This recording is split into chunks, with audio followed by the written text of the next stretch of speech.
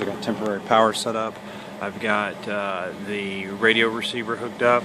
From your right to left, it's power, relay, and then the two on the bottom are common, and then they correspond with the receiver. So from left to right, it's hot, negative, and then common for the relay, and then normally open for the radio input.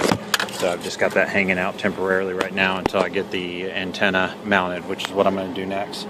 I'm going to drill a hole in the bottom here, right below that strap, and that's where the antenna wire is going to come out. I might do it right above it, we'll see. And then we'll drill a hole up there up top, and that's where the antenna will be.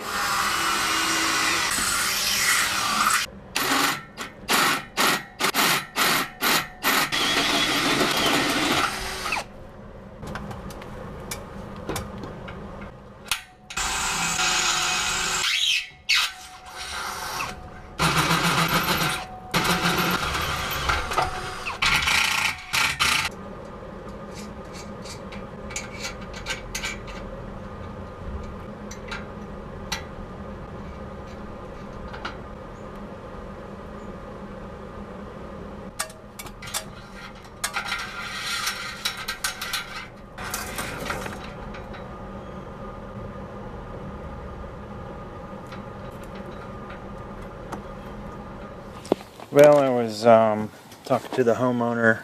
I got some of the stuff maintenance just a little bit better, the antenna and all that stuff, and he was talking about possibly adding an annunciator on the closed switch. So I gave him these little double terminal connector, so he can make the connector for the transmitter that's going to tell him that the gate operator has moved off the closed limit. When we were doing that, I came over here and I noticed that the relay for the receiver was sticking up like that. You can definitely see that coming through there.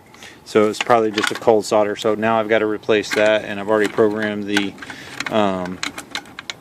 keypad in there. So I've got to reprogram the keypad, and then I'll program my remotes in it. But that's how easy it'll be. It'll just be taking those wires off. Thank goodness I use these solderless spade connectors. They make things a whole lot easier when you're working with it.